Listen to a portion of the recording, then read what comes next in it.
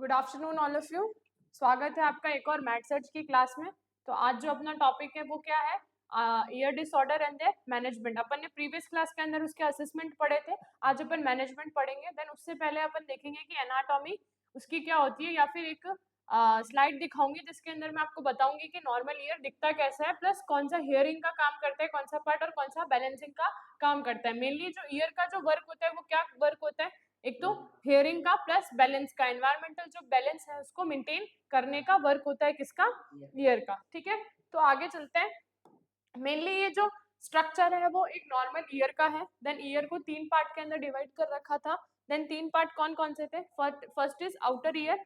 ठीक है, first is outer ear, then middle ear. मैंने assessment of ear disorder ear में भी पढ़ाया था कि ये सारे 3 पार्ट में डिवाइड होता है। ये होता है ईयर पिन्ना, जिसे अपन पिन्ना कहते हैं। देन ये अपनी पूरी आउटर ईयर है, जहाँ पे ये अपने टिम्पैनिक मेम्ब्रेनस साउंड यहाँ पे टच होती है। देन ये अपना मिडल ईयर है, जहाँ पे ईयर ऑरिकल्स आते हैं। ठीक है, ऑरिकल्स के अंदर ईयर बोन, ठीक है, स्टेपीज, इनकस और एक मेटस करके होती है। ठीक है, 3 ईयर बोन होती है। उसके बाद में ये अपना यहाँ से यहाँ तक ईयर इनर ईयर है, जहाँ पे इनर ईयर के अंदर मेनली एक तो सेमी सर्कुलर कैनाल होती है। देन उसके अंदर होते हैं अपने यूट्रिकल्स, वेस्टिबुल्स, सेक्युलर, और एक मेनली जो होता है वो कोई क्लोएक होता है, क्लोइकर। ठीक है, जिसके अंदर ये जो मेनली जो वर्क करता है वो हियरिंग का काम करता है। ठीक है, बाकी ये जितना भी फंक्शन दिख रहा है जिसके अंदर सेमी ल्यूनर कैनाल आ रहा है, एम्पुला आ रहा है, यूट्रिकल आ रहा है और वेस्टिबुल आ रहा है और ये सेक्युलर आ रहा है, ये सारे किसका काम करते हैं? मेनली बैलेंस का काम करते हैं। जो क्लोएका डक्ट होती है इसके अंदर एक फ्लूइड भरा हुआ रहता है। ठीक है, और जो मेनली जो अपने जो नर्व सप्लाई करती है, तो वेस्टिबुलर नर्व, कोक्लियर नर्व, और ये जो कोइक्ला होता है वो इनर पार्ट का इनर ईयर का एक पार्ट होता है। ठीक है, मेनली ये जो है वो एक एनाटॉमी हो जाती है किसकी? ईयर की। ये ऐसा नॉर्मल ईयर होता है। अब अपन क्या पढ़ेंगे इसके डिसऑर्डर्स के बारे में, कि मेनली कौन कौन से डिसऑर्डर्स होते हैं आउटर ईयर में, इनर ईयर में और मिडल ईयर के अंदर। ठीक है, तो चलते हैं। फर्स्ट जो अपना डिसऑर्डर है उसे अपना डिसऑर्डर कहते हैं otitis externa. Otitis refers to the word ear and externa refers to the outer, मतलब आउटर ईयर का इन्फ्लामेशन। ओटाइटिस, टाइटिस मतलब इन्फ्लामेशन। ठीक है, ठीक है, तो आउटर ईयर का इन्फ्लामेशन हो जाना उसको क्या कहते हैं? Otitis externa. Inflammation of the external ear canal is known as otitis externa. External ear is a found between the outer ear and eardrum. Eardrum कौन सा था? वो अपन ने टिम्पैनिक मेम्ब्रेन देखी थी ना, उसे कहते हैं ईयर ड्रम। जैसे बहुत सारे जन मेरे कान का पर्दा फट गया है, वही है वो टिम्पैनिक मेम्ब्रेन। ठीक है, बहुत कॉमन कॉज होता है ईयर पेन का एडल्ट के अंदर, बहुत ज्यादा जिसको ईयर पेन होता है, बहुत मोस्ट कॉमन कॉज होता है किसका? ओटाइटिस एक्सटर्ना के ईयर पेन हो रहा है हमें, तो जो मोस्ट कॉमन कॉज है वो ओटाइटिस एक्सटर्ना होता है। बहुत जने कहते हैं कि मेरे कान का पर्दा फट गया, वो वाली। और known as a swimmer's ear, जो स्विमिंग करते हैं उनके कानों में पानी चला जाता है या कुछ हो जाता है, तो वहां पे भी ऐसा इन्फ्लामेशन हो जाता है, तो उसको भी एक स्विमर ईयर के नाम से बोला जाता है। तो ओटाइटिस एक्सटर्ना का दूसरा नाम क्या है? Swimmer year. ठीक है, नेक्स्ट अपन चलते हैं इसके कॉजेस के बारे में पढ़ते हैं। तो सुडोनोमास एजिनोनोसा, ये एक बैक्टीरिया है। ठीक है, देन उसके बाद में स्टेफाइलोकोकस ऑरियस, एस्परजिलीस और कैंडिडा एल्बिकियंस, ये सारे क्या है? स्मॉल स्मॉल माइक्रो ऑर्गेनिज्म हैं जो वहां पे जाके क्या करते हैं? इन्फ्लामेशन करते हैं। ठीक है, नेक्स्ट इनके रिस्क फैक्टर क्या हो सकते हैं? अगर आप स्विमिंग कर रहे हो कोई भी गंदे पानी के अंदर, तो वहां पे भी चांसेस है कि कोई माइक्रो ऑर्गेनिज्म आके आपके आउटर ईयर के अंदर ग्रोथ करने लग जाए। ठीक है, तो वो आपको ओटाइटिस एक्सटर्ना होने के चांसेस हो सकते हैं। कोई भी आप लेकर, जैसे पिन वगैरह लेकर अपन खुरेदते रहते हैं कि भाई कान जो ईयर वैक्स है उसको रिमूव करने के लिए, तो आपका जो टिम्पैनिक मेम्ब्रेन है इससे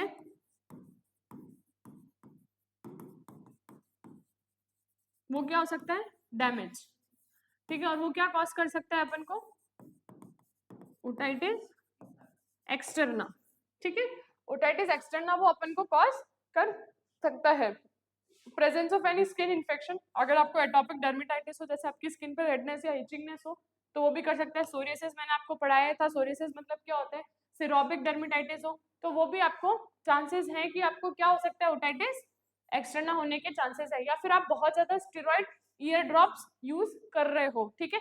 मानते हैं कि जो स्टेरॉइड होते हैं वो इन्फ्लामेशन को कम करते हैं, बट ज्यादा एक्सेसिव या ज्यादा लंबे समय से अगर आप स्टेरॉइड यूज कर रहे हो देन आपको ओटाइटिस एक्सटर्ना होने के चांसेस हैं, क्योंकि स्टेरॉइड जो होते हैं उनको बहुत स्ट्रिक्ट सेप्टिक टेक्निक से यूज करना पड़ता है। अगर आपने उसको स्ट्रिक्ट सेप्टिक टेक्निक से यूज नहीं किया देन सेकेंडरी इन्फेक्शन होने के चांसेस आपको रहेंगे, ठीक है। देन क्लिनिकल मैनिफेस्टेशन देखते हैं, क्लिनिकल फीचर्स के अंदर मेनली इंक्लूड होते हैं साइन सिम्टम, मेनली अपन देखेंगे तो इसके अंदर क्या हो सकता है अपन ना, पेन होगा, ठीक है, इचिंग होगी, रेडनेस भी हो सकती है, देन अंदर में स्वेलिंग आ सकती है, एबनॉर्मल डिस्चार्ज हो सकता है किससे, ईयर से, और आपको लास्ट में सबसे मोस्ट सीवियर क्या हो सकता है, हियरिंग लॉस, आपको सुनाई देना बंद हो जाएगा, ठीक है।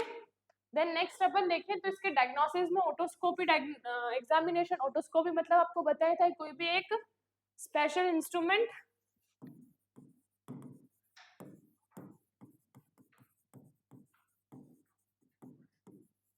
used to x-ray the ear, outer ear, ठीक है। एक्सरे मतलब वहां पे इमेज ली जाती है ना, टू फाइंड आउट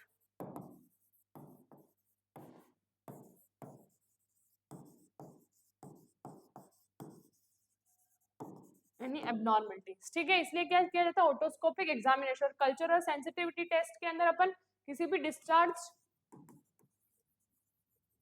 ठीक है, अगर कोई भी डिस्चार्ज है तो उसका कल्चर और उसका सेंसिटिविटी टेस्ट कर सकते हैं, ठीक है। मेनली ये डायग्नोसिस होता है किसका, ओटाइटिस एक्सटर्ना का, ठीक है। नेक्स्ट अपन ट्रीटमेंट देखते हैं, अगर वहां पे माइक्रो ऑर्गेनिज्म उग रहे, चाहे वो बैक्टीरिया हो चाहे फंगल हो चाहे एंड कोई भी प्रोटोजोआ वगैरह हो, तो उसके लिए अपन मेनली क्या यूज करते हैं, बैक्टीरिया के लिए अपन एंटीबायोटिक्स ओरल और ईयर ड्रॉप दोनों दे सकते हैं, ठीक है।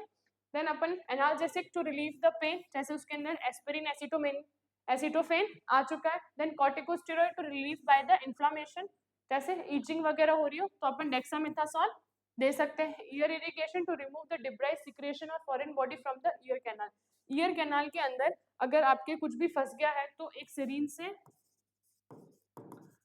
के अंदर क्या लेंगे, नॉर्मल सलाइन, ठीक है, और जिसमें आपको दर्द हो रहा है उसके अपोजिट साइड में वो सिरिंज को पुश करेंगे, उसने दूसरी अफेक्टेड एयर में आपके सिरिंज को पुश करेंगे, देन वो फॉरेन बॉडी जो भी होगा वो क्या होगा, फ्लश आउट हो जाएगा, है ना, ठीक है। जो आपका अफेक्टेड ईयर है उसी ईयर के अंदर क्या करेंगे, नॉर्मल स्लाइन को पुश करेंगे, देन उसको एज ए किडनी ट्रे के अंदर इस तरीके से रखेंगे, इस तरीके से फिर आपका जो भी फॉरेन पार्टिकल होगा वो अडर होगा चाहे कैसा भी होगा वो बाहर निकल जाएगा, ठीक है। देन अपन आता है नर्सिंग मैनेजमेंट के अंदर अपन असेसमेंट देखते हैं। ओटाइटिस एक्सटर्ना में produce hearing loss, so assess the patients hearing capacity. Otitis externa के अंदर अपन क्या कर सकते हैं, वो हियरिंग लॉस प्रोड्यूस कर सकता है, तो अपन उसकी हियरिंग कैपेसिटी देखेंगे कि उसकी हियरिंग कैपेसिटी कितनी है।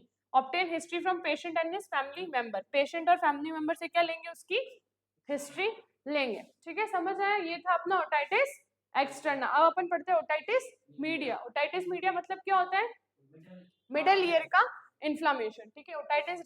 Oto refers to, itis refers to inflammation, और media means refers to middle, है ना।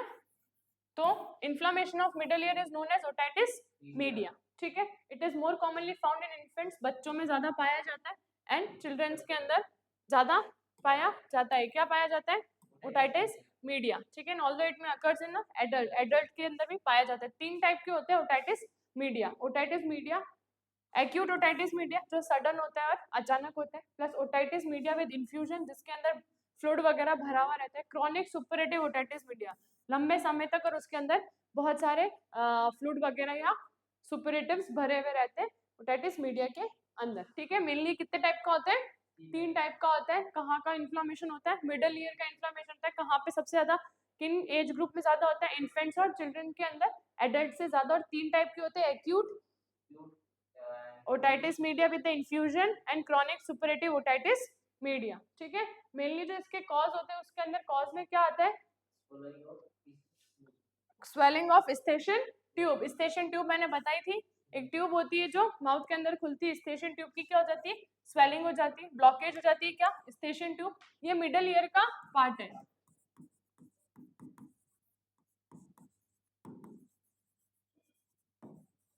अभी जैसे आप कोई भी ईयर में ड्रॉप डालते हो या फिर आंखों में ड्रॉप डालते हो, तो आपको ऐसा नहीं लगता अंदर मुंह में खारा खारा टाइप सा कुछ लगता है, जैसे कुछ दवाई वगैरह हमने ले ली, बल्कि हमने कोई दवाई नहीं ली होती, वो स्टेशन ट्यूब ही होती है जो ईयर में रहती है, प्लस वो मुंह के अंदर उसका टेस्ट अजीब सा आता है, ठीक है। स्वेलिंग एंड ब्लॉकेज में भी अगर due to the following reason, जो स्वेलिंग और जो ब्लॉकेज है वो दो रीजन, बहुत सारे रीजन से हो सकती है, जैसे आपको रेस्पिरेटरी इन्फेक्शन हुआ हो, ठीक है, देन आपको किसी से एलर्जी हो, आपको ठंड हो, आप सिगरेट स्मोकिंग करते हो।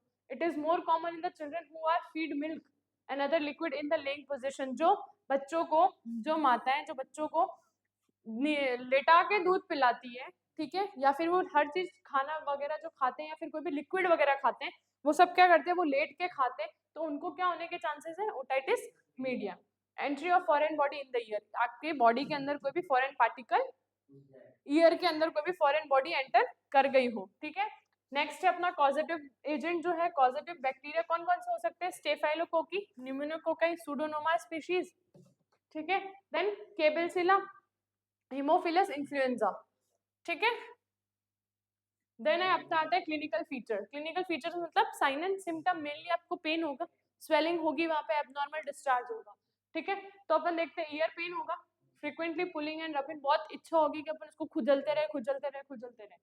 देन अपन को फीवर होने के चांसेस है, क्यों फीवर होने के चांसेस है, बैक्टीरियल इन्फेक्शन हो सकता है इस वजह से, हेडेक हो सकता है, ठीक है, रेस्टलेसनेस, थकावट हो सकती है, कोई भी डिस्चार्ज किससे, ईयर से हो सकता है, परफोरेशन हो सकता है, टिम्पैनिक मेम्ब्रेन का बार बार खुजली करेंगे तो टिम्पैनिक मेम्ब्रेन फटने के चांसेस हो सकते हैं, ठीक है, डिजीनेस होगा, presence of bulging and cracking sensation, sensation ऐसे आएंगे जैसे अंदर कुछ टूट रहा हो, या बल्बिंग मतलब कुछ फोड़े फुंसी टाइप का लगेगा, feeling of fullness in the year, भाई ठीक है, लगेगा कि भाई अंदर ईयर के अंदर कुछ ना कुछ भरा हुआ है, लॉस ऑफ एपेटाइट, भूख नहीं लगेगी, आपको कम सुनाई देगा, tympanic membrane becomes red and bulge, जो टिम्पैनिक मेम्ब्रेन थी वो कैसी हो जाएगी, एकदम रेड, और बल्ज मतलब ऐसे इस तरीके से फूल जाएगी, ठीक है।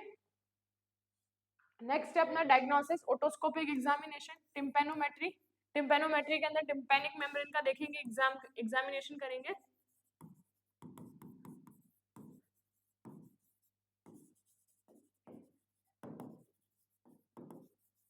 ठीक है, और कल्चर करेंगे प्लस सेंसिटिविटी एग्जामिनेशन देखेंगे, ठीक है। नेक्स्ट क्या है आपका मेडिकल मैनेजमेंट, एप्रोप्रिएट क्या देंगे, बैक्टीरियल इन्फेक्शन है तो एनाल्जेसिक टू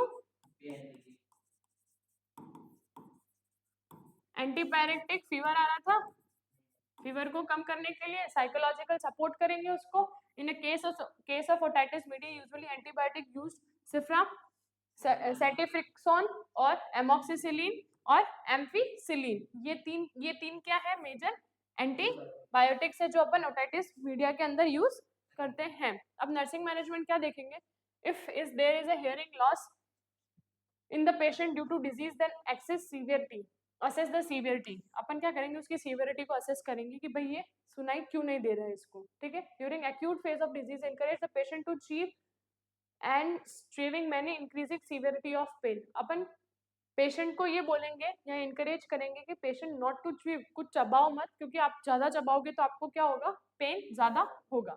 असेस करेंगे किस टाइप का पेन है, सीवियरिटी क्या है पेन की, कि कितना ज्यादा दुख रहा है, फ्रीक्वेंसी कितनी, कि कब तक दुख रहा है और कहाँ तक रेडिएट कर रहा है वो पेन, ठीक है, ये सारी चीज देखेंगे। रिलीविंग ऑन एग्रीवेटिंग फैक्टर्स, कि किन किन की वजह से आपको पेन हो रहा है, कि आप खाना खा रहे हो तो आपको पेन हो रहा है, आप सो रहे हो आपको तब पेन हो रहा है, आप पानी पी रहे हो तो आपको पेन हो रहा है, ठीक है। तो अपन ये सारे कैरेक्टरिस्टिक्स देखेंगे किसके अंदर, जब उसको पेन हो रहा होगा। देन एडमिनिस्टर क्या करेंगे, analgesic to relieve the pain, जैसे एसिटोमेनोफेन है, वो करने के लिए। In a case of normal ear drainage clean them gently using sterile cotton swab, अगर कोई भी एयर ड्रेनेज हो रहा है, कोई भी डिस्चार्ज हो रहा है, तो उसको क्या करेंगे अपन, क्लीन करेंगे, देन उसके अंदर जेंटली कॉटन स्वैब से उसको क्लीन करेंगे, ठीक है। ये था अपना नर्सिंग मैनेजमेंट की, ये नर्स को ध्यान रखना चाहिए। नेक्स्ट क्या था, अपन क्या एडमिनिस्ट्रेट करेंगे, एंटीबायोटिक्स जैसे सेफिट्रासोन और एम्फिसिलिन, एमॉक्सिसिलिन एक्सेट्रा, जो भी किसने डॉक्टर ने प्रिस्क्राइब करी होगी। तो in a case of otitis media usually antibiotics given for 2 weeks, 2 week तक क्या दे सकते हैं अपन ओटाइटिस मीडिया के अंदर, एंटीबायोटिक 2 हफ्ते तक दे देंगे उसको, ठीक है। और फिर ये जो फॉलोइंग एक्टिविटीज हैं are helpful in removing blockage of eustachian tube. ये जो अपन जो अब आगे फॉलोइंग एक्टिविटीज पढ़ेंगे वो सारी क्या वर्क करती है, स्टेशन ट्यूब का जो ब्लॉकेज है उसको मिटाने के लिए। च्युइंगम क्या करेंगे, चबाएंगे किसको, च्युइंगम को। सकिंग हार्ड कैंडी, कोई भी ऐसी हार्ड कैंडी जैसे लॉलीपॉप वगैरह उसको सक करेंगे। Try to expel air after closing the nostril, nostril को बंद करके कानों से वो बंद नहीं कर देते अपन एकदम बंद करके एकदम, तो वो करेंगे ताकि स्टेशन जो ट्यूब है वो खुल जाए। स्टिक सेप्टिक यूज करेंगे जब अपन पेशेंट की क्या कर रहे हो, care. Only sterile article should be use, only sterile articles जो होते हैं एकदम साफ सुथरे आर्टिकल्स ही यूज किए जाते हैं। Maintain personal hygiene, personal hygiene को क्या करेंगे अपन, मेंटेन करेंगे, ठीक है, पेशेंट के अंदर। If required then assist the patient in performing activities of daily living, अगर रिक्वायर्ड है तो। बाकी अपन पेशेंट को ये बोलेंगे कि आपकी जो भी डेली एक्टिविटीज है उनको आप क्या करो, परफॉर्म करो, ठीक है। Provide information to the patient and his relative regarding disease process, जो भी इन्फॉर्मेशन प्रोवाइड करवानी है डिजीज प्रोसेस के लिए वो आप उसकी फैमिली को प्रोवाइड करवाओ। Perform ear irrigation as per requirement, ear irrigation मैंने आपको बता दिया, सिरिंज नॉर्मल सलाइन पुश करेंगे देन ईयर इरिगेशन होगा अगर जरूरत है तो। Monitor the patient for an associated present complication, कोई भी कॉम्प्लिकेशन प्रेजेंट है हेपेटाइटिस मीडिया के अलावा, ये हेपेटाइटिस मीडिया की वजह से, तो आप उसको क्या करेंगे, क्लोजली मॉनिटर करेंगे। In a case of hepatitis media ये कॉम्प्लिकेशन हो सकते हैं। मेनिंजाइटिस हो सकता है अपना, मेनिंजाइटिस के अंदर क्या इंक्लूड होता है, स्पाइनल कॉर्ड या फिर ब्रेन वगैरह की सारी लेयर जो होती है वो सारी इंक्लूड हो जाती है, उसका इन्फ्लेमेशन हो जाता है। साइनिटाइटिस, साइनस जो होता है उसका इन्फ्लेमेशन होता है। ब्रेन एब्सेस, ब्रेन के अंदर क्या पस भर गया हो। मेस्टोटाइटिस मतलब टेम्पोरल बोन, ये जो होती है यहाँ पे इन्फ्लेमेशन हो गया, परफोरेशन हो गया हो किसका, टिम्पैनिक मेम्ब्रेन का बार बार स्क्रैच करने की वजह से। क्रेनियल नर्व जो सिक्स्थ और सेवेंथ है उसका क्या हो गया हो, डैमेज हो गया। एक्यूट लेब्रेंथाइटिस हो गया, लेब्रेंथ प्रेजेंट होता है उसका इन्फ्लेमेशन हो गया हो, ये इनर ईयर का पार्ट है, ठीक है, ये इसका इन्फ्लेमेशन हो गया हो। इफ एनी कॉम्प्लिकेशन प्रेजेंट जाके डायरेक्ट किसको इन्फॉर्म करें, डॉक्टर को, ठीक है। In a case of an infant and toddler following point should be kept in the mind, जब भी किसी इन्फेंट को या फिर चिल्ड्रन को या फिर किसी भी टोडलर को अगर ये डिजीज होता है, कौन सी डिजीज है, ओटाइटिस मीडिया, ठीक है, तो आपको ये चीजें आपको ध्यान रखनी है। क्या करना है, उसको बॉटल फीडिंग से दूर रखना, उसको अवॉइड करनी है बॉटल फीडिंग। देन उसको बेबी को लाइन डाउन पोजीशन में लेट के कभी भी फीडिंग नहीं करवाना है। Following features present in children, the immediate contact to doctor, अगर ये फॉलोइंग फीचर्स प्रेजेंट है किसके अंदर, बच्चे के अंदर, देन आपको डायरेक्ट डॉक्टर को जाके बताना है। तो pulling of the ear, frequent pulling of the ear, बार बार खींच रहा है कान को, रबिंग हो रही है, ठीक है, किसमें, बार बार खुरेद रहा है कान को, या कोई फीवर है तो आपको डायरेक्ट जाके डॉक्टर को बताना है। Advise the members to straight the auditory canal before installation antibiotic eye drop, अगर आप आई ड्रॉप ईयर ड्रॉप अगर आई ड्रॉप डाल रहे हैं देन आपको फैमिली को ये बता देना है कि जो ऑडिटरी कैनाल है उसको एकदम स्ट्रेट रखें, ना तो यूं रखें ना यूं रखें, ठीक है। Then surgical management, myringectomy, it is a surgical procedure, incision is made into the tympanic membrane, middle ear is drained, tympanic membrane के अंदर छेद करके जो middle ear है उसको ड्रेन कर दिया जाता है, मतलब उसमें अगर कोई फ्लूइड वगैरह भर गया है तो उसको निकाल दो। टिम्पेनोमेक्टोमी मतलब tympanic membrane का रिपेयरिंग, ठीक है। देन अपना सर्जिकल मैनेजमेंट के बाद में अपना प्री ऑपरेटिव पोस्ट ऑपरेटिव, तो अपन देखते हैं प्री ऑपरेटिव क्या है। During the pre operative period patient में भी very anxious and fearful, so provide emotional support करवाना है किसको, पेशेंट को। Allow the patient to meet with the patient who have undergo the same surgery and not how feeling well, अगर फिर भी उसकी एंजाइटी नहीं जाती है तो अपन को उसको ऐसे पेशेंट से मिलाना है जिसकी ऑलरेडी ये सर्जिकल सर्जरी हुई हो और अभी वो ठीक हो, ठीक है, ताकि वो उस पेशेंट को बोलेगा कि नहीं भाई इतना डरने की जरूरत नहीं, नॉर्मल है, मेरे भी हुई थी, तेरे भी होगी, तू भी ठीक हो जाएगा और मैं भी ठीक हूँ। Perform all the pre operative investigation, जो भी इन्वेस्टिगेशन चाहे ब्लड का हो, चाहे आपको कोई भी कल्चर वगैरह लेना हो, चाहे ड्रेनेज वगैरह हो उसका कल्चर वगैरह करवाना हो, तो सारे इन्वेस्टिगेशन है, चाहे हिस्ट्री कलेक्टिंग आइडेंटिफिकेशन डेटा लेना हो, सारे इन्वेस्टिगेशन क्या करने चाहिए, पूरे कर देने चाहिए। Send the patient to the operation theatre, फिर ऑपरेशन थिएटर भेजो विद द किससे, मेडिसिन के साथ में, कोई इन्वेस्टिगेशन रिपोर्ट्स हैं उसके साथ में, या फिर एडमिशन टिकट के साथ में, ठीक है। देन पोस्ट ऑपरेटिव के अंदर अपन सबसे पहले क्या असेसमेंट करेंगे, the incision site of any abnormal bleeding, swallowing, या कोई ड्रेनेज तो नहीं है, कोई भी ब्लीडिंग तो नहीं है, कोई भी स्वेलिंग तो नहीं है, या फिर कुछ कान से बह तो नहीं रहा है। Ability to perform activities of the living. ये अपन कब देखेंगे? ऑपरेशन के बाद में, सर्जिकल के, सर्जरी, ठीक है, सर्जरी के बाद में ये चीज अपन देखेंगे, ठीक है। तो assist the ability to perform the activities, क्या वो असिस्ट, क्या वो एबिलिटी है, क्या वो एबल है कोई सी भी एक्टिविटीज को परफॉर्म करने के लिए? क्या देखेंगे अपन? उसका न्यूट्रिशनल लेवल देखेंगे। Assist the incision site for any sign of infection, कोई भी इन्फेक्शन तो वहां प्रेजेंट नहीं है जहां पे घाव हुआ था या फिर जहां पे अपन ने ऑपरेट किया था। Closely assist the patient for presence any past operative complication, post operative complication, कोई कॉम्प्लिकेशन तो प्रेजेंट नहीं ऑपरेशन के बाद में। Assist the anxiety level, anxiety level को क्या करेंगे? असिस्ट करेंगे किसके अंदर? पेशेंट और फैमिली मेंबर्स के अंदर, और उसको नॉलेज देंगे किसके रिगार्डिंग? डिजीज प्रोसेस के रिगार्डिंग, ठीक है।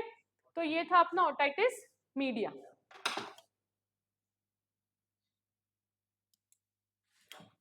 देन नेक्स्ट अपन जो डिजीज पढ़ते हैं वो क्या है? Foreign body in the year, की कोई भी बाहर से कोई अपने अंदर कोई जो कोई भी माइक्रो ऑर्गेनिज्म हो गया, चाहे पॉलन ग्रेन हो गया, कुछ अंदर एंटर तो नहीं कर गया है। If it's an abnormal condition in which any foreign particle या कोई भी ऑब्जेक्ट हो गया वो अपने कान के अंदर कुछ घुस तो नहीं गया, फिर कुछ चला तो नहीं आएगा। दिस फॉरेन ऑब्जेक्ट में भी कोई भी मॉस्किटो हो सकता है, कोई भी फ्लाई हो सकती है, कॉकरोच हो सकता है, चींटी हो सकती है, वेजिटेबल हो सकते हैं, बीड्स, कैंडी हो सकती है, पेंसिल, या कोई भी दाने वगैरह हो सकते हैं जो अपने कान के अंदर चला तो नहीं गया, उसे अपन क्या कहते हैं? फॉरेन बॉडीज, ठीक है। क्या है? ये एक एबनॉर्मल कंडीशन होती है जहाँ पे कोई भी ऑब्जेक्ट जो होता है वो अपने कान के अंदर तो नहीं चला गया हो। तो इसके अंदर साइन एंड सिम्टम क्या देखने? फुलनेस ऑफ द ईयर, लगेगा भाई कुछ भी गया है कान के अंदर तो लगेगा ही ना कि अपना कान बराबर है, ठीक है। पेन होगा, ऑफ कोर्स होगा, क्योंकि वहाँ की जो एरियाज है उसको टच करेगा, अंदर बहुत सेंसिटिव एरियाज होती है, उसको टच करेगा तो वहाँ पे पेन होगा, प्लस अपन खुरे देंगे तो ईचिंग टाइप होगी, इरिटेशन भी होगी। बैलेंसिंग का काम करता है कौन? ईयर, ठीक है।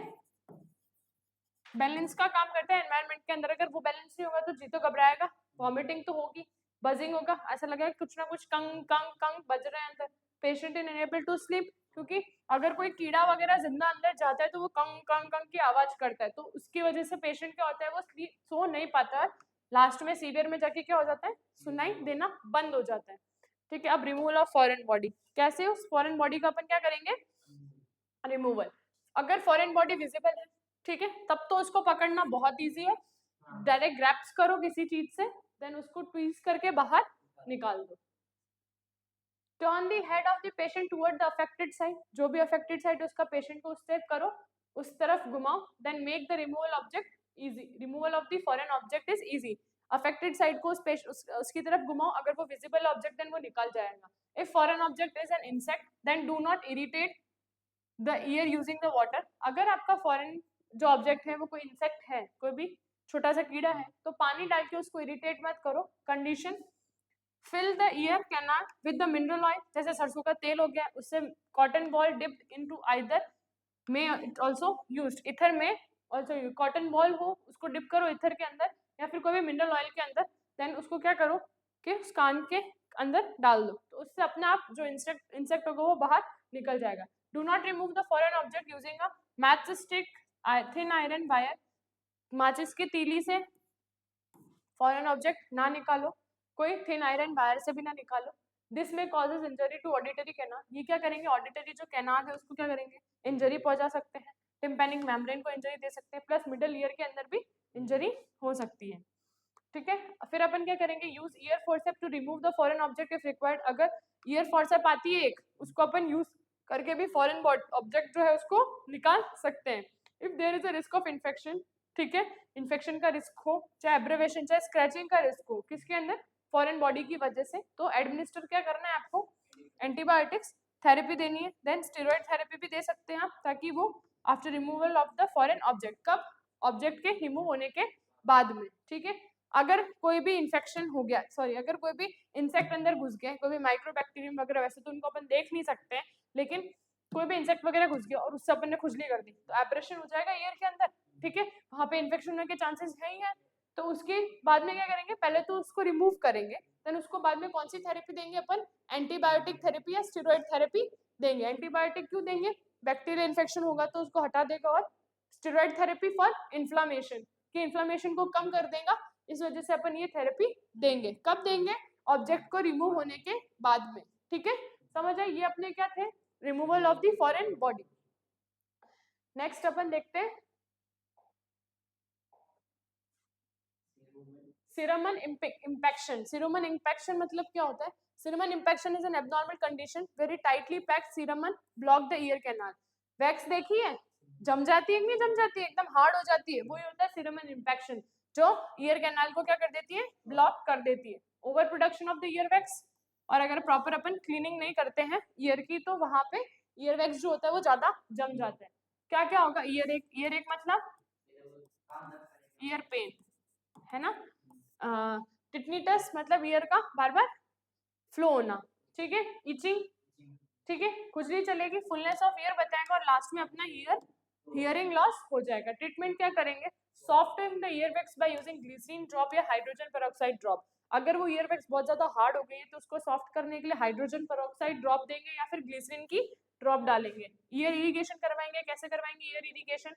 वही नॉर्मल सलाइन का इंसर्ट करने के बाद में उसको इस तरीके से रखेंगे किडनी ट्रे के अंदर, और वो बहुत ज्यादा प्रेशर से उसके अंदर डालेगा क्या, नॉर्मल सलाइन डॉक्टर, देन वो जो भी डस्ट होगा या फिर जो भी ईयर वैक्स होगी वो पिघल के बाहर आ जाएगी। If there is any hole in the tympanic membrane then avoid the ear irrigation. अगर टिम्पैनिक मेम्ब्रेन के अंदर कोई भी आपका होल प्रेजेंट हो तो आपको ईयर इरिगेशन नहीं करना है, क्योंकि फिर वो जो पानी है वो कहाँ चला जाएगा, इनर ईयर के अंदर, ठीक है। फ्रंकिलोसिस, फ्रंकिलोसिस मतलब कान के अंदर फुंसी हो जाना, कान के अंदर बोलिस हो जाना, उसको कहते हैं फ्रंकिलोसिस। फ्रंकल मतलब पता ही है, बोलिस हो जाना, मैंने स्किन के अंदर पढ़ाया था। फ्रंकल मतलब होता है बोलिस हो जाना, एक फुंसी टाइप हो जाना। तो अब ये क्या है, फ्रंकिलोसिस जो है ईयर के अंदर, presence of a small boils as a furuncle in the ear canal is known as furunculosis, ठीक है। इसका जो मेन कॉज है वो क्या है, injury to the ear canal, ear canal में कोई इंजरी हो गई हो। Then severe sign and symptom क्या आएंगे इसके अंदर, सीवियर पेन हो रहा हो किसमें, ईयर कैनाल के अंदर, इचिंग होगी, इरिटेशन होगी, एबनॉर्मल डिस्चार्ज होगा ईयर कैनाल से, रप्चर ऑफ बोलीज, बोलीज के अंदर क्या पस रहता है, ठीक है। टेम्पररी हियरिंग लॉस हो सकती है उसकी वजह से, क्या पता वो बोलीज बहुत बड़ा हो जाए, उससे आपकी जो हियरिंग लॉस है वो हो सकती है, ठीक है। देन आपका ट्रीटमेंट क्या ले सकते हैं, एनाल्जेसिक टू रिलीफ पेन,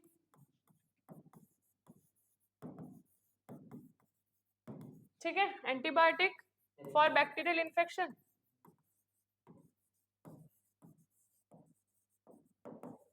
और हॉट कंप्रेस दे सकते हैं, ठीक है, गर्म पानी का सेक, है ना।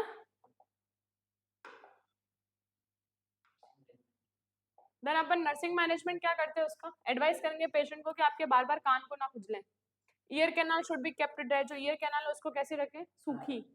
प्रोवाइड मॉइस्ट हॉट एप्लीकेशन, अगर प्रोवाइड करवा रहे तो हॉट एप्लीकेशन मॉइस्ट में ही प्रोवाइड करवाए। इमोशनल सपोर्ट दे किसको, पेशेंट को, ठीक है। मेस्टोडाइटिस, ठीक है, ये था अपना क्या, फ्रंकिलोसिस, ठीक है। देन उससे पहले अपन ने फर्स्ट में अपन ने क्या पढ़ा था, ओटाइटिस एक्सटर्ना, ओटाइटिस मीडिया अपना कंप्लीट हुआ।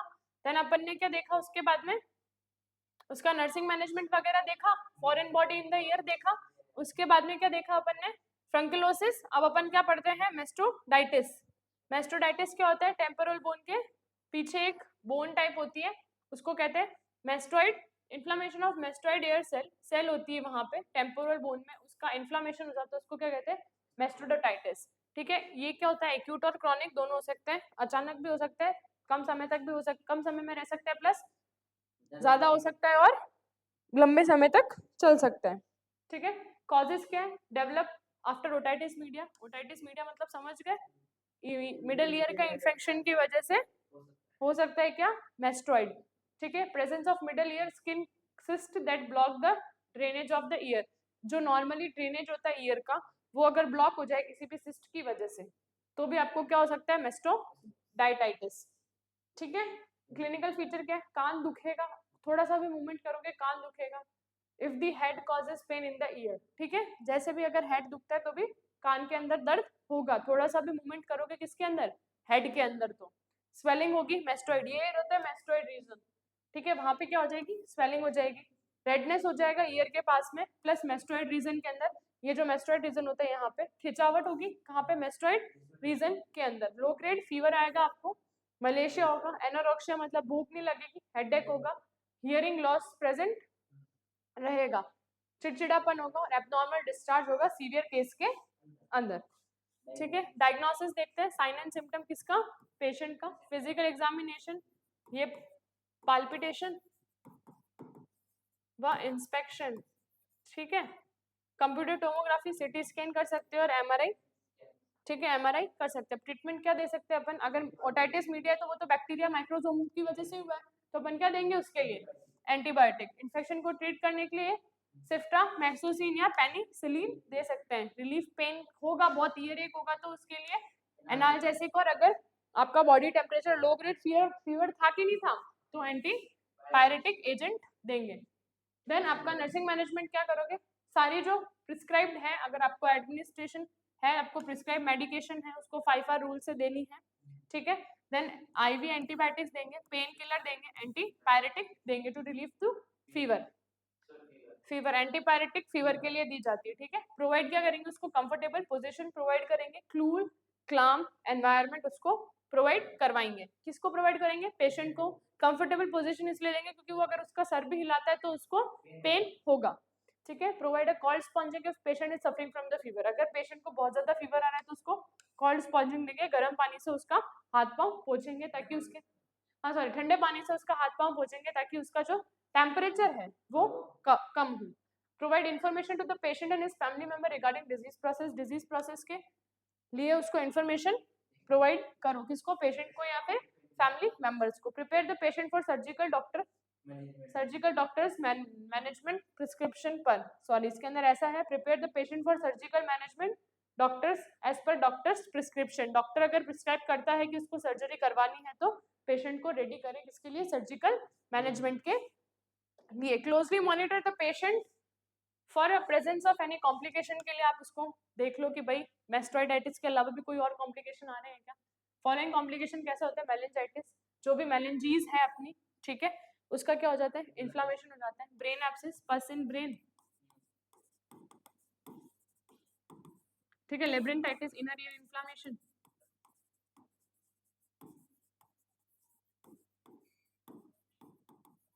ठीक है, damage to the eye, sorry 6th और 7th क्रेनियल नर्व के अंदर डैमेज होगा तो भी आपको डायरेक्ट जाके डॉक्टर को इन्फॉर्म करना है। Assist the patient in performing activities of daily living if required. क्या करना है, असिस्ट करना है, क्या परफॉर्म करिए वो डेली एक्टिविटीज की नहीं। In a severe cases abnormal discharge में अपीयर, कोई भी इन सीवियर केसेस के अंदर क्या होता है, एब्नॉर्मल डिस्चार्ज क्या होता है, में प्रेजेंट हो सकता है। In this condition clean the ear canal gently and using sterile cotton swab. Sterlite cotton swab को यूज करके जो भी ईयर कैनाल के अंदर जो भी डिस्चार्ज वगैरह है उसको सही से क्लीन करो। फिर अपन पढ़ते हैं सर्जिकल मैनेजमेंट में माइलोनेक्टोमी करवाएंगे कि टिम्पैनिक मेम्ब्रेन के अंदर क्या कर देंगे, इंसिजन करके जो भी मिडिल ईयर का ड्रेन है उसको मिडिल ईयर के अंदर ड्रेन कर देंगे। मेस्टेटेक्टोमी या फिर with the tympanoplasty. In this mastoidectomy मतलब मेस्टोइड की टॉमी करवा दोगे। Mastoid cellular mastoid process are remove by surgical process. ठीक है, और repairing of tympanic membrane is known as tympanoplasty. ठीक है, मेस्टेटेक्टोमी विद टिम्पेनोप्लास्टी मतलब समझ गए, मेस्टोइड बोन का क्या होगा, मेस्टोइड प्रोसेस का क्या हो जाएगा, रिमूवल हो जाएगा, प्लस टिम्पैनिक मेम्ब्रेन की रिपेयरिंग हो जाएगी, उसको क्या कहते हैं, टिम्पेनोप्लास्टी।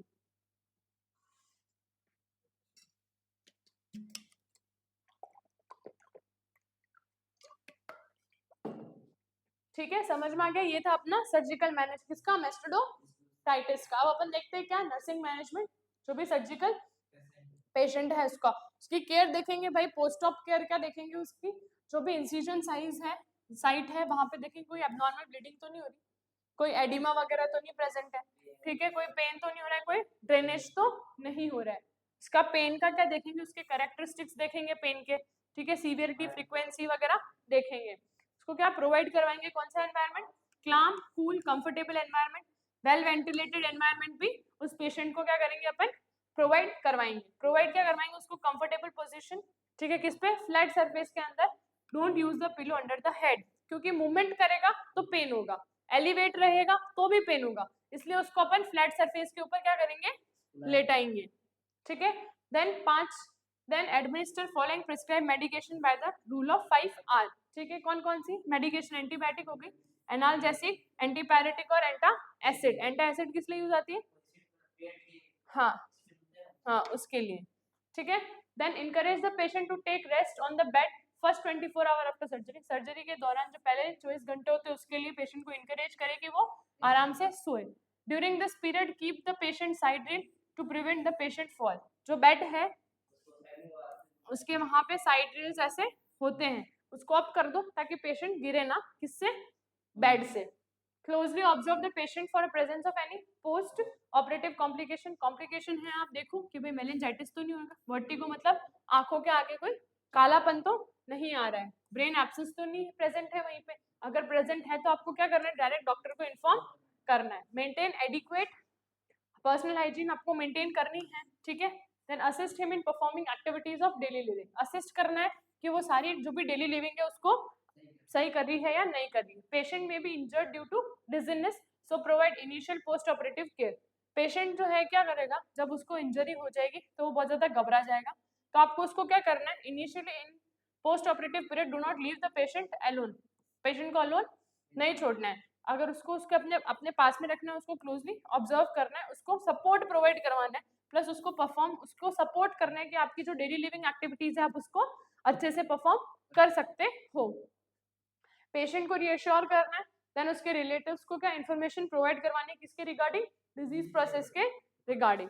अब अपनी जो 6th बीमारी है उसको, जो 6th डिसऑर्डर है perforation of the year done, जो टिम्पैनिक मेम्ब्रेन का, टिम्पैनिक मेम्ब्रेन के अंदर क्या हो जाता है, होल हो जाता है कि भाई मेरे कान का पर्दा तो फट गया, वो वाला सीन है कि year of perforation of the ear drum, उसे ही कहते हैं ना भाई, कहते हैं ना बहुत सारे जने कि मेरे कान का पर्दा फट गया इसलिए मेरा बहुत ज्यादा कान बह रहा है, ठीक है, दर्द हो रहा है, बहुत ज्यादा बह रहा है, बहुत लिक्विड ही लिक्विड मतलब बहुत ज्यादा फ्लूइड उसके अंदर से आ रहा है, तो परफोरेशन ऑफ ईयर ड्रम की वजह से ही आता है फ्लूइड। फ्लूइड कहाँ, इनर ईयर के अंदर भरा रहता है ना, जिसके अंदर अभी अपन ने देखा था ना क्लोएकर, और जहाँ पे वेस्टिबुल वगैरह थे, एंडोलिम्फ वगैरह जो रहता है, तो अगर आपका टिम्पैनिक मेम्ब्रेन ही परफोरेट हो गया, ठीक है, तो ऑब्वियस बात है डिस्चार्ज तो आना ही आना है। तो presence of any small hole और a tear in the ear drum is known as ear perforation. कोई भी स्मॉल होल प्रेजेंट है या फिर आपके ईयर ड्रम फट गया है तो क्या होना है वहां पे, हाँ फ्लूइड जो है वो सब निकल जाएगा। इसके कॉजेज देख लो, ईयर इन्फेक्शन हो सकता है, इन्फेक्शन में otitis media, otitis externa, trauma हो गया आपकी ईयर कैनाल को, उसकी वजह से भी ईयर फट सकता है। आपको हेड इंजरी हुई है एक साइड में, लिटरल साइड में, ठीक है, एक्सेसिव लाउड नॉइज, बहुत ज्यादा ईयर पिक्स लगा के तेज गाने सुन रहे हो तो ईयर ड्रम फटेगा। एयरप्लेन के अंदर क्या कर रहे हो, ट्रैवल कर रहे हो, ठीक है, driving at a high altitude etcetera, और बहुत तेज गाड़ी वगैरह चला रहे हो, ठीक है, तो भी आपको, हाँ। अब अपना क्लिनिकल मैनिफेस्टेशन क्या है, सीवियर पेन होगा किसके अंदर, ईयर के अंदर, एबनॉर्मल डिस्चार्ज प्रेजेंट होगा, डिजीनेस होगी, टेम्पररी हियरिंग लॉस में भी आकर, टेम्पररी क्या हो सकता है आपको, हियरिंग लॉस हो सकता है। अब इसके अंदर मेडिकल मैनेजमेंट देखें तो एंटीबायोटिक थेरेपी देंगे अपन, एरिथ्रोमाइसिन, एनाल्जेसिक फॉर,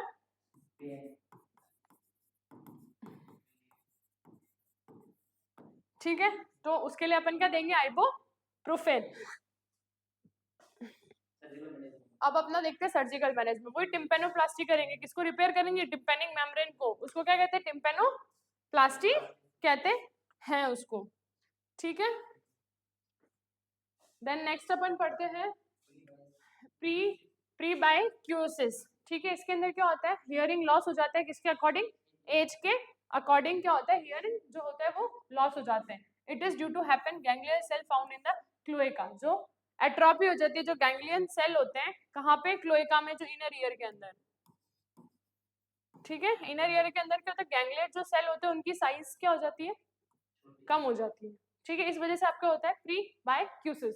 प्रीबाइक्यूसिस क्या होता है, hearing loss with the ageing, ठीक है, उम्र के साथ साथ कम सुनाई देने लगता है, उसको कहते हैं प्रीबाइक्यूसिस, ठीक है। इसके कॉज जेनेटिक फैक्टर, किसी और को भी था, जनरल इन्फ्लामेटरी कंडीशन के अंदर भी होता है, डायबिटीज है तो भी होगा, अगर आप एज में हो और आपको लाउड नॉइज के एक्सपोजर में आ गए हो, अगर आप ऑटोटॉक्सिक ड्रग्स लेते हो जैसे एस्पिरिन, ठीक है, आपको बहुत ज्यादा बीपी की टेंशन, बीपी की बीमारी हो, हाइपरटेंशन हो, ठीक है, देन आपका क्लिनिकल मैनिफेस्टेशन क्या आएगा, loss of ability to perceive और डिस्क्रिमिनेट साउंड, आप डिस्क्रिमिनेट ही नहीं कर पा रहे हो कि ये साउंड कहाँ से आ रही है, ठीक है। आप रिसीव ही नहीं कर पा रहे हो साउंड कहाँ से आ रही है, आप रिसीव ही नहीं कर पा रहे हो साउंड है किसकी, ठीक है। हियरिंग लॉस इज प्रोग्रेसिव और इरिवर्सिबल टाइप। प्रोग्रेसिव मतलब बहुत जल्दी बढ़ेगा भी, प्लस इरिवर्सिबल मतलब वापस रिवर्सिबल नहीं होगा कि आपको वापस सुनाई देने लग जाएगा, ठीक है। Difficulty to understand the speech, कोई भी मैं भी जैसे बोल रही हूँ तो आपको सुनाई नहीं देगा, आपको बहुत डिफिकल्ट होगी स्पीच को पहचानने में। Need of increase volume on radio and TV, आपको क्या, अगर आप कुछ भी चीज देख रहे होंगे, कुछ भी चीज सुन रहे होंगे, तो आपको उसकी वॉल्यूम क्या चाहिए होगी, हाई चाहिए होगी। डिफिकल्टी यूजिंग टेलीफोन, टेलीफोन पे बात करते समय भी डिफिकल्टी होगी, आपको वर्टिगो आएगा और आपके कान से एबनॉर्मल डिस्चार्ज हो सकता है, ठीक है। डायग्नोसिस मतलब क्लिनिकल मैनिफेस्टेशन देखेंगे, साइन एंड सिम्टम देखेंगे, टिम्पेनोमेट्री देखेंगे, टिम्पैनिक मेम्ब्रेन का असेसमेंट देखेंगे, ऑटोस्कोपी ईयर का विजुअल एग्जामिनेशन करेंगे, ऑडियोमेट्री एग्जामिनेशन की आपको कितनी फ्रीक्वेंसी सुनाई देती है, किसकी कितनी फ्रीक्वेंसी ऑफ स्पीच सुनाई देती है, कहाँ तक आपको आवाज सुनाई देती है, वो चीज ऑडियोमेट्री एग्जामिनेशन करके देखेंगे, ठीक है। अब ट्रीटमेंट क्या है, exact treatment is not available, इसका कोई एग्जैक्ट ट्रीटमेंट नहीं है। अपन क्या कर सकते हैं, फॉलोइंग ट्रीटमेंट यूज कर सकते हैं, जैसे हियरिंग एड्स होगी, पीछे मशीन्स वगैरह लगाते हैं, वो क्लोइकर इम्प्लांटेशन हो गया, जो क्लोइका है इनर ईयर का, वो ऐसे शेल टाइप का नहीं था, उसका इम्प्लांट कर दो, उसको चेंज कर दो, दूसरा लगा दो। ड्रग्स यूज करो जैसे एंटीऑक्सीडेंट, ठीक है।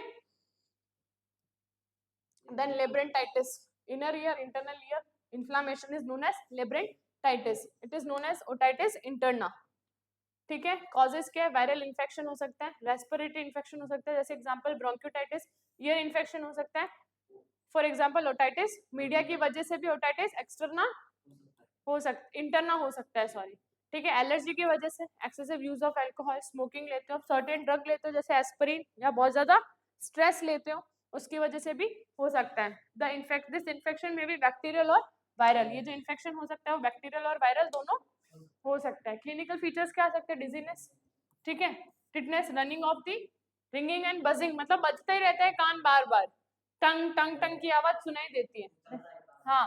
वर्टिगो, चक्कर आना या फिर सामने ब्लैकआउट हो जाना, हियरिंग लॉस, हियरिंग भी लॉस हो सकता है, नोजिया और vomiting. Nystagmus is affected side, मतलब आंख के अंदर कोई प्रॉब्लम हो सकती है। Then difficulty in maintaining body balance, ठीक है भाई, इनर ईयर का इन्फ्लेमेशन हुआ है तो इनर ईयर क्या वर्क कर रहा था, बैलेंसिंग का भी वर्क कर रहा था, प्लस हियरिंग का भी कर रहा था, तो आपको बॉडी बैलेंस करने में भी दिक्कत आ सकती है। डायग्नोसिस फिजिकल एग्जामिनेशन करके देखेंगे, देन कंप्यूटर सीटी स्कैन करेंगे, एमआरआई और इलेक्ट्रोनाइगेस्थमी एंड एन ईएनजी वो करके देखेंगे।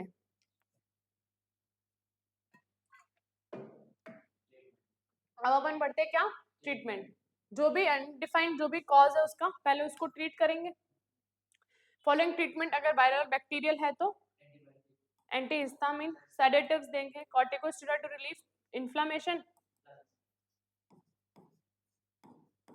Relieve dizziness in the following medication, जैसे माल्कीजाइन, साइक्लोप्रोमाइन और anti emetic drugs to relieve the vomiting, क्योंकि साइन एंड सिम्टम आ रहे थे वॉमिटिंग के कि नहीं आ रहे थे, नोजिया और वॉमिटिंग हो रहा था। Administer all the prescribed antibiotics, medicine, antihistamine और सेडेटिव और corticosteroid by using 5R rule, ये जितने भी मेडिसिन हैं उनको by using 5R rule administer करनी है।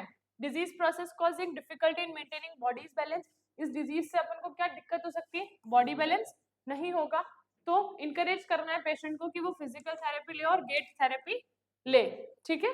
Vertigo is a common problem in the patient suffering from labyrinthitis, patient may be injured due to the problem, so advise the patient using following precaution। Vertigo मतलब आंखों के आगे काला काला आ जाना, सबसे मोस्ट कॉमन प्रॉब्लम है इस लेब्रेंटाइटिस की, तो आपको पेशेंट को बोलना है कि ये प्रिकॉशन करें, जो भी ब्राइट लाइट है उसके अंदर ना आए, ठीक है, ब्राइट लाइट आते ही चक्कर आएंगे। During severe vertigo episode, downfall, down comfortable position, तो आप अच्छे से नीचे लेट जाए। After the condition improving gradually increase the activity level, ठीक है, अगर आप कोई भी एक्टिविटी कर रहे हैं आपको वर्टिगो आ गया तो आप नीचे बैठ जाए अच्छे से, ठीक है, और अगर जैसे ही वो सही होता है तो आप उठ के वापस अपनी जो भी एक्टिविटी लेवल है उसको कंटिन्यू करें। During attack of vertigo avoid using computer screening and television, जब भी आपको चक्कर वगैरह आते हैं तो आप टेलीविजन को कम देखो, ठीक है, जो भी कंप्यूटर स्क्रीन का काम करते हो वो कम करो। अवॉइड ड्रिंकिंग और working with the heavy machines up to 1 week after the disappearing of the symptom, अगर जैसे ही आपके जो सिम्टम्स है वो डिसअपियर हो जाते हैं उसके बाद में आपको 1 हफ्ते तक कोई भी ऐसा हैवी मशीन का काम नहीं करना है, नहीं तो वापस क्या हो सकते हैं, आपको वर्टिगो के चांसेस हो सकते हैं। Assess the patient in performing activities of the self care, कि आप भाई असेस करो पेशेंट को कि आप क्या करो, ऐसी एक्टिविटी करो जिससे आपकी सेल्फ केयर हो। मेंटेन एडिक्वेट पर्सनल हाइजीन, भाई पेशेंट को बोलो आपकी जो पर्सनल हाइजीन है उसको क्या करो आप न्यूट्रिशन लेवल भी मेंटेन करो, किसको रीअश्योर करो पेशेंट को कि उसको कोई एबनॉर्मल सिम्टम्स तो नहीं आ रहे, और जो भी आ रहे हैं वो डिसअपियर हो जाएंगे ऑटोमेटिकली जब भी वो डिजीज सही होगी तब। Closely the monitor for the presence of associated, कोई भी कॉम्प्लिकेशंस तो नहीं है, कॉम्प्लिकेशन कैसे जैसे मेनिंजाइटिस अगर प्रेजेंट है तो डायरेक्ट जाके डॉक्टर को इन्फॉर्म करो कि भाई ये कॉम्प्लिकेशन आ रहे हैं हमको।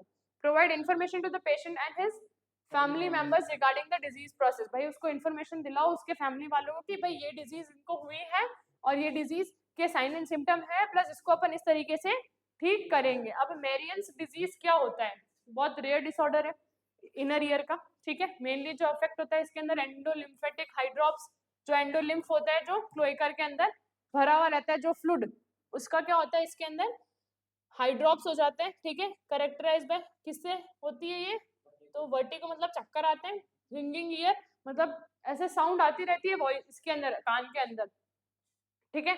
और ये प्रोग्रेसिव करते हैं का हियरिंग लॉस के अंदर, प्रेशर इन द ईयर, ठीक है। सबसे रेयर डिसऑर्डर है, अफेक्ट क्या करता है इनर ईयर। मेनली कौन इन्वॉल्व होता है इसके अंदर, एंडोलिम्फेटिक हाइड्रॉप्स, जो भी फ्लूइड इंक्लूड होता है एंडोलिम्फ, ठीक है। एंडोलिम्फ क्या होता है, फ्लूइड होता है कहाँ पे भरा हुआ होता है क्लोएकर के अंदर, ठीक है। कैरेक्टराइज इसकी जो डिजीज है उसका कैरेक्टरिस्टिक्स क्या है, वर्टिगो आएगा आपको, रिंगिंग ऑफ द ईयर, कान बजने लगेंगे, feeling of symptoms like progressive deafness, का आपको ऐसा लगेगा कि भाई मेरे कान हियरिंग लॉस होता जा रहा है, हियरिंग लॉस होता जा रहा है। कॉज क्या है, disease appear due to imbalance between production of absorption of endolymphatic fluid, मैंने बोला था आपको कि एंडोलिम्फेटिक किसके अंदर क्लोएकर के अंदर प्रेजेंट होते हैं, उसके अंदर डिजीज कब ये प्रोड्यूस होती है, जब ज्यादा प्रोडक्शन हो जाए या फिर ज्यादा एब्जॉर्प्शन हो जाए, या फिर ज्यादा एब्जॉर्प्शन हो जाए कम प्रोडक्शन हो, इस वजह से भी ये डिजीज क्या हो सकती है अपन को हो सकती है। कौन सी डिजीज है ये, मेरियंस डिजीज, ठीक है। एंडोलिम्फ की वजह से होती है, क्यों होती है कि प्रोडक्शन और एब्जॉर्प्शन की सही नहीं हो रहा हो, इस वजह से ये अपन को डिजीज हो सकती है। कौन किसका प्रोडक्शन और किसका एब्जॉर्प्शन, एंडोलिम्फेटिक फ्लूइड का, ठीक है। कोई भी एलर्जी रिएक्शन हो गई हो, ऑटो इम्यून डिजीज हो गई हो, बैक्टीरियल इन्फेक्शन या फिर हेड ट्रॉमा हो गया हो। Clinical feature, loss of hearing, आपको पता है प्रोग्रेसिव डिफनेस का उसको फील होता है, डीफनेस सुनाई नहीं देता है उसको इसमें। Vertigo, blackout, running of the year, ऐसा लगेगा कि भाई रिंगिंग रिंगिंग कान बजने। Severe pressure in the year, भाई फीलिंग ऐसा लगेगा कि भाई कुछ ना कुछ प्रेशर है, बहुत ज्यादा खतरनाक हेडेक होगा, अंदर nausea, vomiting. Clinical manifestation of the patient, diagnosis के अंदर साइन एंड सिम्टम देखेंगे, हिस्ट्री ऑब्टेन करेंगे पेशेंट की, फैमिली मेंबर की, ठीक है। ऑडियोमेट्रिक टेस्ट देखेंगे, ऑडियोमेट्रिक टेस्ट के अंदर कितनी फ्रीक्वेंसी तक आप सुनाई दे सकते हैं, नाइस्टा मेमोग्राफी देखेंगे, ठीक है। NENG देखेंगे, सिटी स्कैन देखेंगे, कंप्यूटर टोमोग्राफी, सिटी स्कैनिंग और MRI देखेंगे, ठीक है। ट्रीटमेंट देखेंगे, कोई भी एग्जैक्ट ट्रीटमेंट इसका है नहीं। सबसे पहले अपन को क्या करना चाहिए, उसको रिस्ट्रिक्ट कर देनी चाहिए कि आप सोडियम डाइट ना लो या फिर फ्लूइड इतना ना लो। डायूरेटिक थेरेपी देंगे क्योंकि फ्लूइड बहुत ज्यादा हो सकता है, प्रोडक्शन ज्यादा होता तो अपन डायूरेटिक दे सकते हैं। एंटीबायोटिक देंगे such as gentamicin in the middle ear की वजह से, उसकी वजह से भी क्या हो सकता है, इन्फेक्शन हो सकता है, ठीक है। एडमिनिस्टर करेंगे कॉर्टिकोस्टेरॉइड, किसके लिए, इन्फ्लेमेशन के लिए, तो इन्फ्लेमेशन से रिलीफ हो जाए, कौन सा देंगे, डेक्सामेथासोन। एडमिनिस्टर करेंगे उसको वॉमिटिंग ठीक करने के लिए, एंटी इमेटिक रिड्यूस करने के लिए सेडेटिव दे सकते हैं, एंटी हिस्टामिन एलर्जी की वजह से, है ना, हाँ है ना। Then use of hearing aids, hearing aids अगर सुनाई नहीं दे रहा हो तो मशीन वगैरह दे। वेस्टिबुलर रिहैबिलिटेशन थेरेपी, जो भी वेस्टिबुलर वहाँ पे प्रेजेंट था, मैंने स्टार्टिंग में जो डायग्राम बताया था वहाँ पे वेस्टिबुल प्रेजेंट था, जिसके अंदर पार्ट थे, एक तो यूट्रिकल सेक्यूल, वो जो पार्ट थे वो वेस्टिबुल के ही थे, ठीक है, वेस्टिबुल कैनाल के, तो वो उसको रिहैबिलिटेटिव थेरेपी अपन देंगे, क्योंकि अब है नर्सिंग मैनेजमेंट इनकरेज करेंगे पेशेंट को कि वो फ्लूइड और सोडियम डाइट को ना लें, ठीक है, रिस्ट्रिक्ट कर दें। क्लाम, कूल, कंफर्टेबल एनवायरनमेंट और वेल वेंटिलेटेड एनवायरनमेंट पेशेंट को देवे। सारी जो भी मेडिकेशन है उसको 5 रूल से देवे। देन उसकी जो डेली एक्टिविटीज है वो परफॉर्म करे। साइड ड्रिल्स रखें क्योंकि वर्टिगो के चांसेस ज्यादा होते हैं। During attack of vertigo patient में भी इंजर्ड, सो प्रोवाइड प्रोटेक्टिव एनवायरनमेंट। वर्टिगो होने के चांसेस है इसलिए प्रोटेक्टिव एनवायरनमेंट क्या करें, प्रोवाइड करवाएं। किसको, पेशेंट को। और पेशेंट को ये इनकरेज करे कि वो नीचे बैठे, कब, जब उसको अटैक आए तब। और स्टरलाइज आर्टिकल यूज करे व्हाइल परफॉर्मिंग एनी प्रोसीजर। ठीक है, कोई भी प्रोसीजर करे तो स्टरलाइज आर्टिकल्स ही यूज करे।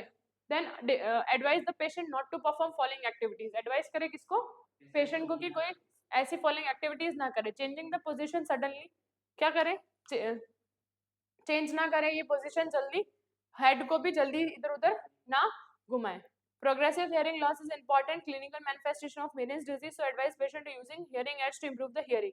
ये जो प्रोग्रेसिव होता है कि भाई इस डिजीज के अंदर आपको हियरिंग लॉस जल्दी जल्दी होने लग जाता है, तो आप पेशेंट को एडवाइस करें कि आप जो हियरिंग एड्स हैं वो यूज करें ताकि आपकी जो हियरिंग है वो क्या हो, इम्प्रूव हो। ना तो स्मोकिंग करे और ना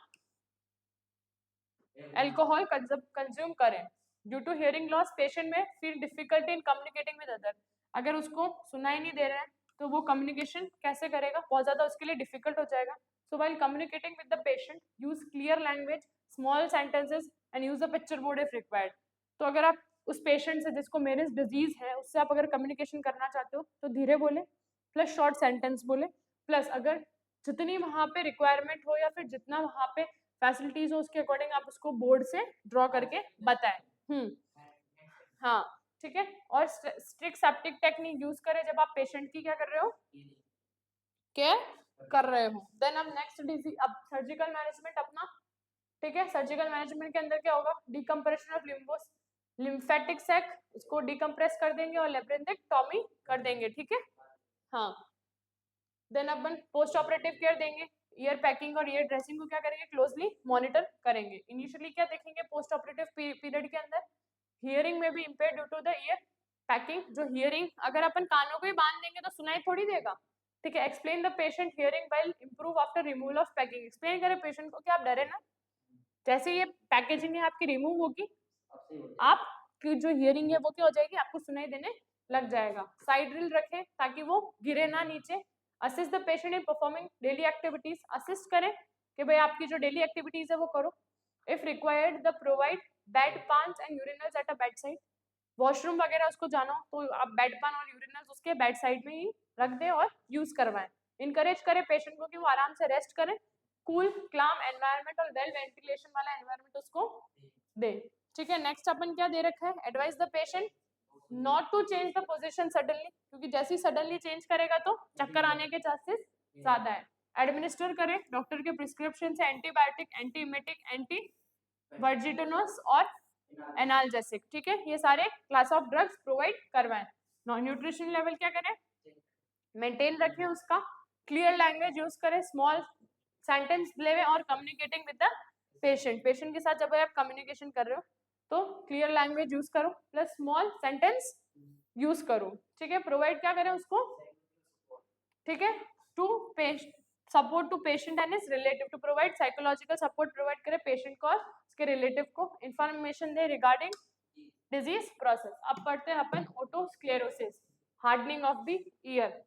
ठीक है, ज्यादा क्या हो जाता है, ईयर क्या होता है अपना हार्ड हो जाता है। इनहेरिटेंट डिसऑर्डर होता है, जन्मजात मतलब हेरिडिटी से आता है। एबनॉर्मल फीचर क्या प्रेजेंट होता है, irregular ossification around the bony labyrinth and specially around the stapes bone, मतलब वहां पे बहुत ज्यादा इरेगुलर ओसिफिकेशन। ओसिफिकेशन मतलब क्या होता है, बोन का निर्माण होता रहता है, उसकी वजह से क्या होता है, जो बोन जो ईयर होता है वो अपने क्या हो जाता है, हार्ड हो जाता है। ठीक है, उसको क्या कहते हैं अपन, ओटोस्क्लेरोसिस। ठीक है, ये हार्डनिंग ऑफ द ईयर है। एग्जैक्ट कॉज जो है इसका अननोन है, जो है वायरल इन्फेक्शन सच एज मिलीज और हेरिडिटी मतलब जन्मजात का हो सकता है। टिटनेस मतलब रनिंग ऑफ रिंगिंग ऑफ,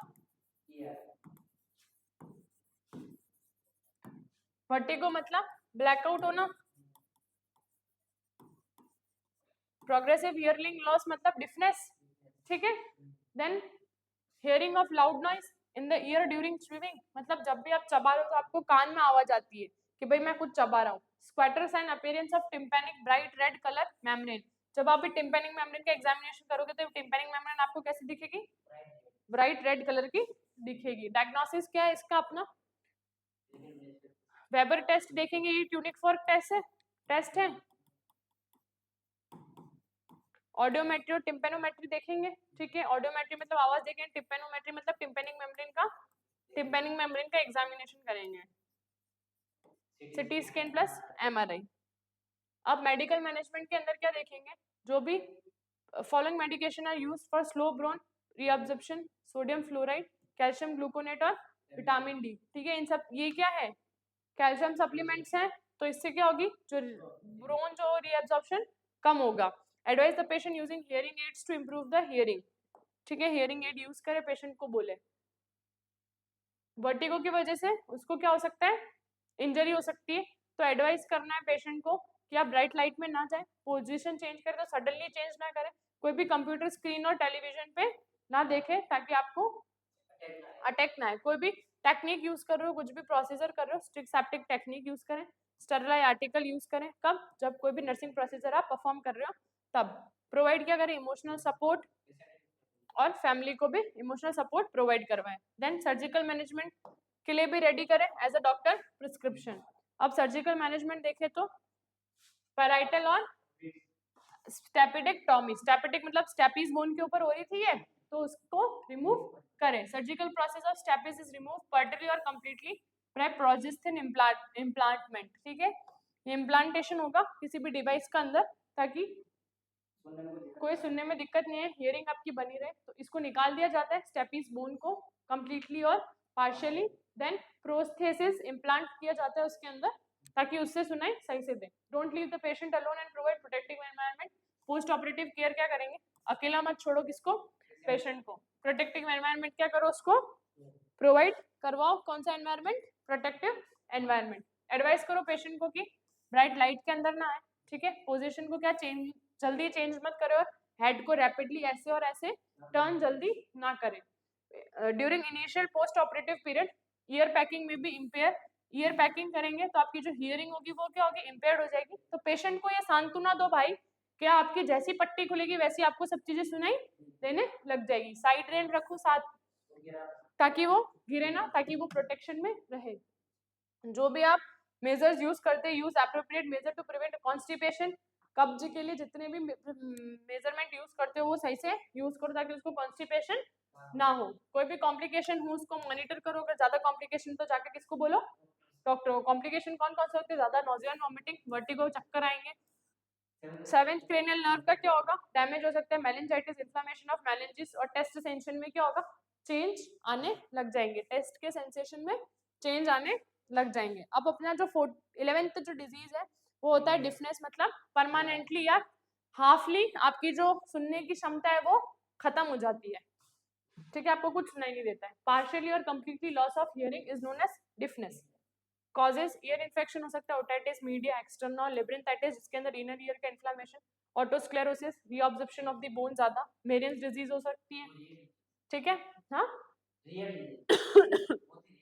हाँ, बहुत रेयर डिजीज हो सकती है। एंडोलिम्फेटिक का ऑब्जर्वेशन और प्रोडक्शन वो बढ़ता रहता है इसके अंदर। डैमेज हो सकता है किसके, इंटरनल ईयर के स्ट्रक्चर के अंदर डैमेज हो सकती है। वेस्टिबुलर कोक्लियर नर्व जो होती है वो डैमेज हो जाएगी तो भी सुनाई नहीं देगा।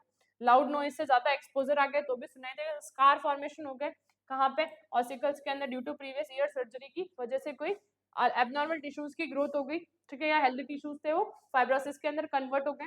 परफोरेशन हो गया किसका, टिम्पेनिक मेम्ब्रेन का। ब्लॉकेज हो गया कौन सी ear, external ear due to wax and foreign substance, ठीक है, बंद हो गया तो भी ईयर सुनाई नहीं देगा। Tympanosclerosis, deposition of calcium and collagen in the middle ear, किसका डिपोजिशन हो जाए, कैल्शियम का या कोलेजन का, कहाँ पे, या फिर कोई HIV इन्फेक्शन हो उससे भी डिफनेस क्या हो सकती है, हो सकती है। Mainly certain infection such as measles, mumps, rubella infections with the herpes simplex virus type first और एप्स्टेन बार वायरस, मेनिंजाइटिस, ठीक है, इन सब की वजह से भी आपको क्या हो सकता है, ठीक है। Certain medicine, ototoxic medicine use कर सकते हो, furosemide, aspirin, ibuprofen, streptomycin, gentamicin, neomycin, amikacin, ये सारी अपन ने पढ़ी थी। ये सब क्या है, ऑटोटॉक्सिक ड्रग्स है जो क्या कॉज कर सकती है, हियरिंग लॉस, ठीक है, ये सब क्या कर सकती है, हियरिंग लॉस कर सकती है, जैसे डायबिटीज, मेलाइटिस और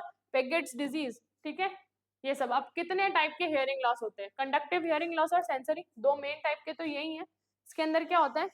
this type of hearing loss occurs, इसके अंदर ऑब्स्ट्रक्शन आ जाते हैं कहाँ पे? Conduction of the sound wave external ear और टू द इनर ईयर। अपन को साउंड आ रही है, ईयर पिन्ना से टच होकर अंदर जाती है डायरेक्ट साउंड, कहाँ पे? इनर ईयर तक जाती है, जहाँ पे क्लोइका पे जाके वो साउंड पता चलती है कि ये साउंड आ रही है, ठीक है। देन कॉजेस क्या क्या हो सकते हैं? सादा फॉरेन बॉडी या ईयर वैक्स हो गई एक्सटर्नल ईयर में, उसका इन्फ्लेमेशन हो गया, मिडल ईयर का इन्फ्लेमेशन हो गया, जो टिम्पैनिक मेम्ब्रेन है वो परफोरेट हो गई है, ट्यूमर हो गया ईयर कैनाल के अंदर और मिडिल कैनाल के अंदर। देन ओटोस्क्लोरोसिस हो गया, ठीक है, ज्यादा बोन ग्रोथ हो गई, स्कार फॉर्मेशन हो गया, कहाँ पे? ऑसिकल्स के अंदर। तो इस वजह से भी अपना क्या हो सकता है? Conducting hearing loss. Sensory neural के अंदर क्या हो सकता है? हियरिंग लॉस जो हो सकती है वो मेनली क्लोइका की वजह से या वेस्टिबुलर कोक्ला, ये इनर ईयर के अंदर मेनली होती है। जो सेंसरी न्यूरल हियरिंग लॉस होता है ना, वो इनर ईयर में, टिपिकली इनर ईयर का ही होता है, ठीक है। जैसे वेस्टिबुलर नर्व के अंदर कोई डिस्फंक्शन हो गया, usually it is used as a permanent type of hearing loss, it is possible to cause follow, ठीक है। ये जो हियरिंग लॉस होता है वो परमानेंट होता है, प्लस इसके अंदर इनर ईयर के दोनों वेस्टिबुलर कोक्लियर और कोक्लियर दोनों इन्वॉल्वमेंट हो सकते हैं और उनका डिस्फंक्शन हो गया हो। हियरिंग लॉस कैसे इनहेरिटेंट डिसऑर्डर होगा, ठीक है। इंटरनल ईयर स्ट्रक्चर डैमेज मैंने बोला था, ठीक है। एट्थ नर्व जो होगी वो डैमेज हो जाएगी, मेरियंस डिजीज हो जाएगी, एंडोलिम्फ का प्रोडक्शन ज्यादा होगा, मेडिके हाँ प्रोडक्शन होगा, प्लस एब्जॉर्प्शन में भी इम्बैलेंस होगा, तो इस वजह से भी अपन को हियरिंग लॉस हो सकता है। मेडिकेशन हो सकता, मेडिकेशन यूज करते हो जैसे NSAID, क्लिप्सिन, ये कीमोथेरेप्यूटिक ड्रग है, क्लोरोक्विनिन, फुर्सेटामाइड और जेंटामाइसिन अपन यूज करते हो।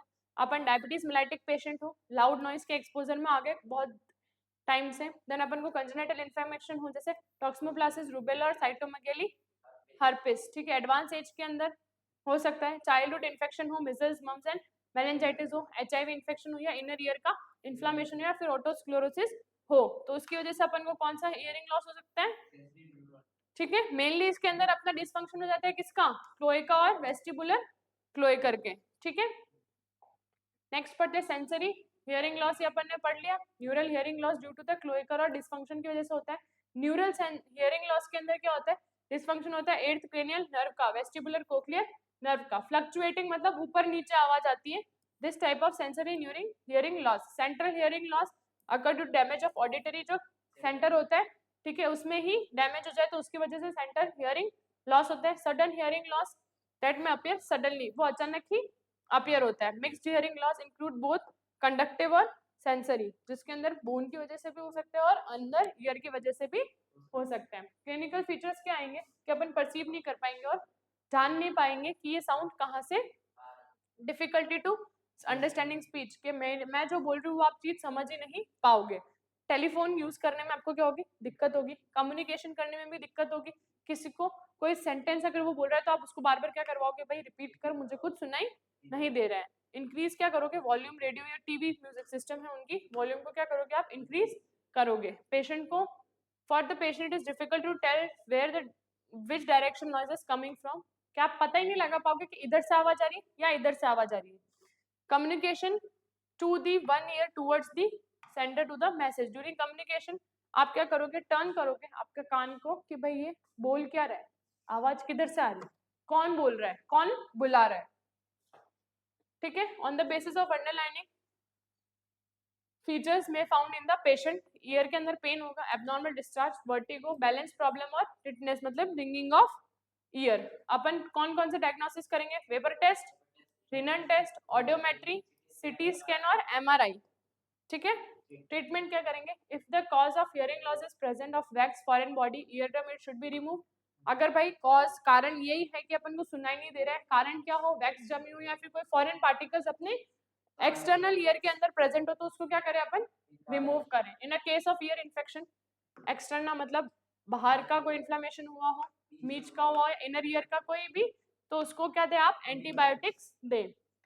If cause of hearing loss in ototoxic drug, तो आप उसको क्या करो? बंद कर दो, ठीक है। ऑटोटॉक्सिक जो भी ड्रग्स थे उनको आप बंद कर दो। ट्रीटमेंट ऑफ मेरियंस डिजीज और ओटोस्क्लोरोसिस, ठीक है। ट्रीटमेंट करो किसका? मेरियंस डिजीज और ओटोस्क्लोरोसिस का, ताकि आपको हियरिंग लॉस ना हो। प्रोग्रेसिव हियरिंग लॉस करवाते ना ये, ठीक है। फिर देन करो मायरिंगेक्टोमी, टेम्पेनो टिम्पेनिक मेम्ब्रेन को असेस करो, पैराइटल और कंप्लीट स्टेपिडिक्टोमी, ठीक है, डिकम्प्रेशन ऑफ एंडोलियम सेक, क्लोइकर इम्प्लांट करो भाई ताकि अच्छी आवाज सुनाई देवे आपको।